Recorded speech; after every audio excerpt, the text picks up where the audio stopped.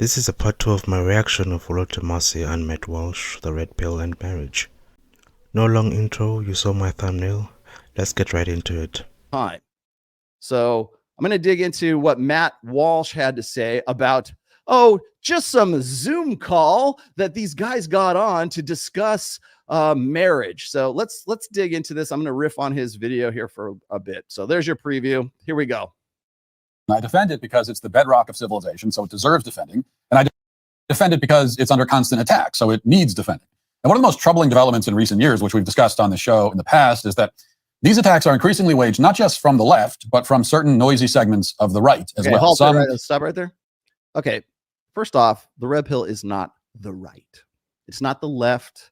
It's not the middle. We're not libertarians. We're not conservatives. There's guys who hold very, very liberal beliefs in the red pill. There's guys who hold very, very conservative beliefs. It's a praxeology. It is not a ideology. It is not a political stripe. There are people who will argue with me over this, but I want to point this out from the very beginning here. We're not conservatives, and the red pill is not monopolized or owned by any particular ideology. Let's go. I'm definitely one of those guys who will argue this point against him. I see no use in attempting to define the red pill as a praxeology. Apart from trying to deflect and obfuscate arguments and critiques against certain red pill ideas and talking points. Think with me for a minute. Whenever anyone criticizes ideas from red pill influencers and pundits, by ideas I mean certain shared conclusions and claims that are made.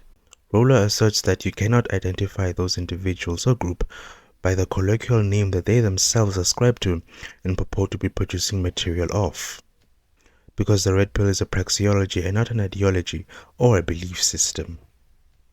This creates a weird, silly and unsuccessful deflection and obfuscatory tactic, where he does not have to defend against critiques of certain red pill claims and insinuates in the audience's mind that the one criticizing the red pill does not know what he is talking about. Even if it was true that the red pill was a praxeology, synecdoches have been used to identify groups all the time, and the red pill with its influences and pundits are no different. If you guessed that I don't think that the red pill is a praxeology, you guessed right. I don't. Claiming that the red pill is a descriptive science, a praxeology, doesn't solve anything, because it doesn't then logically follow that the descriptions provided by the red pill are entirely correct, or are not philosophically contaminated, as we will see as we further dive into the video. He makes the assertion that the red pill is, quote, not monopolized or owned by any particular ideology, close quote, which then begs the question, where does he get the justification from for defining the red pill as a praxeology, other than a colloquial concept concomitant to where it first originated from, the Matrix movies? In respect to those movies, the red pill means waking up to the truth of reality and to reality itself. I've heard the concept used in the context of race relations, in the context of finances and the school system, how it's all designed to train us to be factory workers and live in debt. I've heard it used in other contexts other than the manosphere. From where does he get the justification from to define it as a praxeology for everyone else in the red pill, or, quote-unquote, monopolize the term as a concept under the manosphere?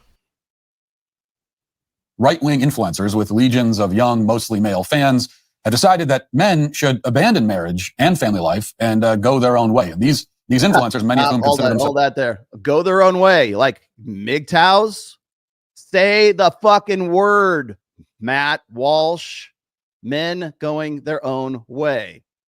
What's funny to me is, like, I think he's reading from a teleprompter, and I'm not sure he's the one who did the writing for the teleprompter at this point. Let's continue. ...themselves a part of the so-called red pill movement, pretend to despise feminists, and yet have essentially arrived at the same conclusion as feminists, which is that we should give up on the family.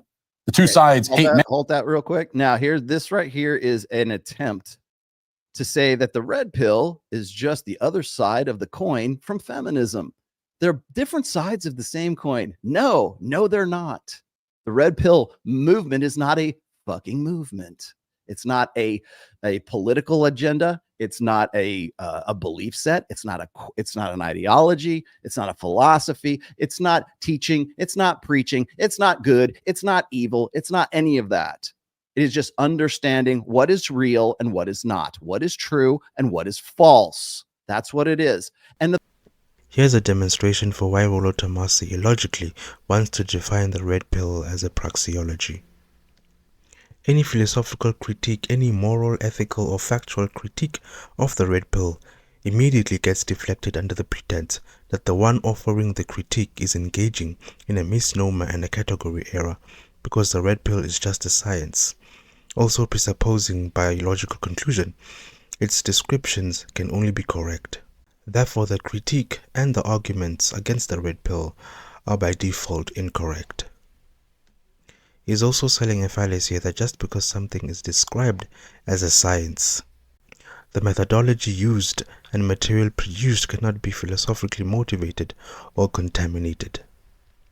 If I am incorrect in this point, then it will stand to reason that his attempt to revert to his own fabricated definition of the red pill every time someone offers critique of the red pill is fallacious and a clear attempt at obfuscation and deflection, because those critiques could be valid and should be addressed directly. And the problem that these guys have is that when you promote that and when you put something out there, you cannot just neutrally put out any kind of information without these guys having to have been told how to feel about that information.